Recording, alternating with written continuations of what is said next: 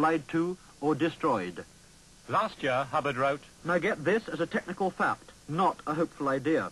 Every time we have investigated the background of a critic of Scientology, we have found crimes for which that person or group could be imprisoned under existing law. We do not find critics of Scientology who do not have criminal pasts. Over and over we prove this. Politician A stands up on his hind legs in a parliament and brays for a condemnation of Scientology. When we look him over, we find crimes, embezzled funds, moral lapses, a thirst for young boys, sordid stuff. Wife B howls at her husband for attending a Scientology group. We look her up and find she had a baby he didn't know about. Most recently, Hubbard wrote this of a group of people who defended against the ethics department. They are declared enemies of mankind, the planet, and all life. They are fair game. No amnesty may ever cover them. The Criminals Prosecution Bureau is to find any and all crimes in their pasts and have them brought to court and prison. Any Sea Organization member contacting any of them is to use auditing process R245. Hubbard calls R245 an enormously effective process of exteriorization frowned upon by society at this time. But it's here, back on the ship with Hubbard, that ethics really flourish. The stated purpose of the ship is to get ethics in. Hubbard is captain. On the ship, he's not governed by English law. But we asked him about his authoritarian activities at his English headquarters. If there is an authoritarian structure at St. Hill, it has been brought into being by the government itself. St. Hill is trying to correct itself. It doesn't know what it's trying to correct because nobody has told it what to correct. We get these odd allegations we used to in the old days, and I'm sure they still do. And all they'd have to do, all Robinson would have to do is say, you fellows mustn't do so-and-so, and you must do so-and-so. And immediately these fellows would straighten out. As it is, they're trying to prevent Scientologists from doing something wrong, but they don't know what would be wrong.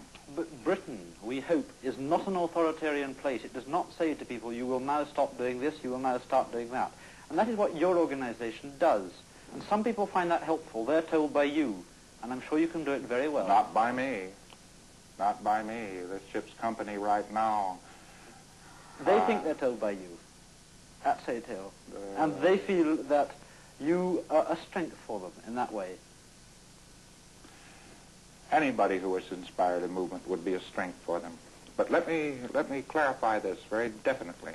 It is not an authoritarian organization, and the only reason why it is trying desperately to keep itself in some sort of very firm order and so on is because they're trying to correct things.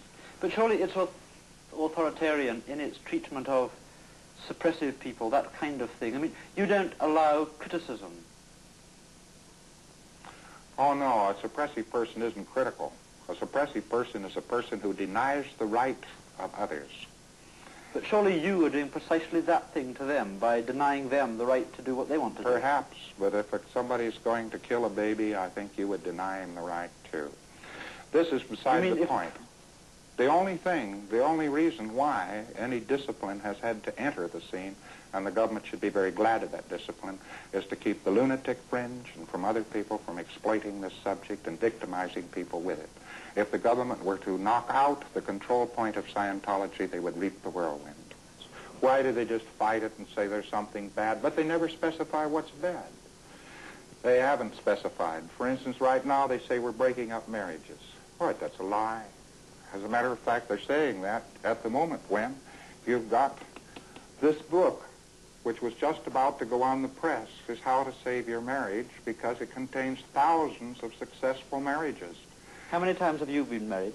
How many times have I been married? I've been married twice. And I'm very happily married just now. I have a lovely wife, and I have 4 children. My first wife is dead. What happened to your second wife? I never had a second wife.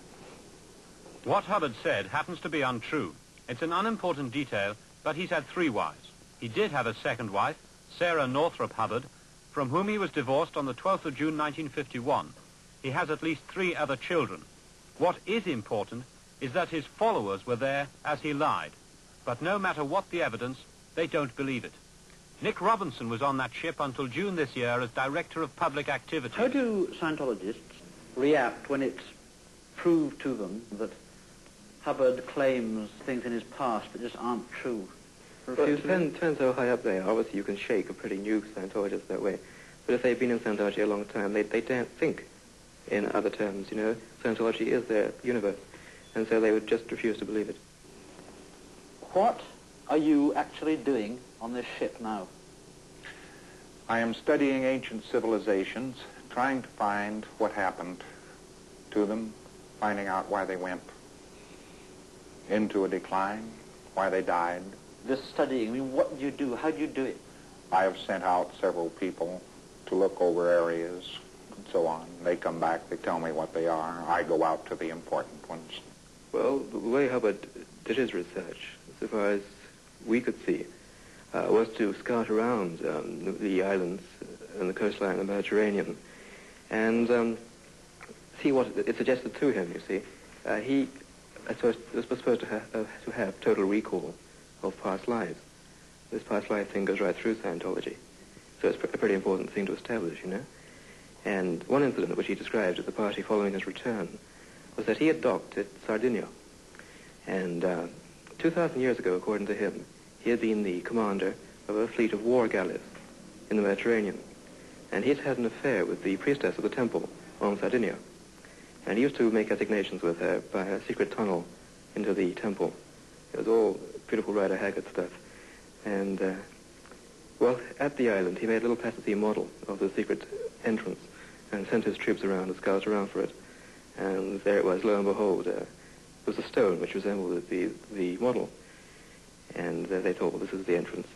And when Hubbard described this at the party, celebrating his return, you know, the whole room sort of erupted into cries of good old Ron and the whistles, you know.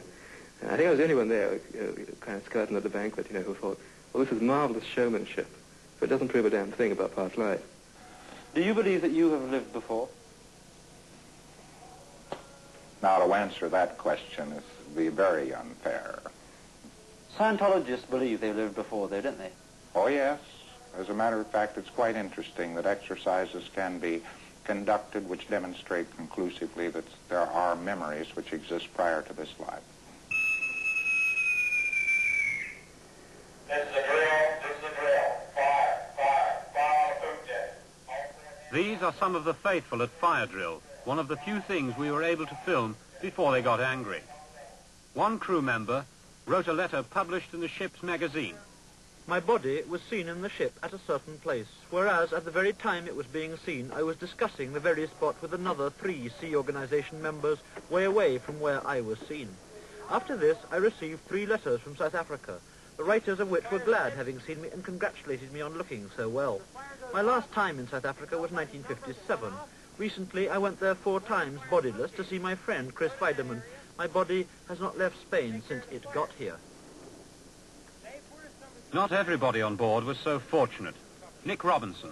For a long time I was noticing discrepancies between what Hubbard was claiming to be the abilities of his clerks and OTs and what I knew were their abilities, because I'd met several hundred of these clerks and several OTs, which are the advanced students, and they just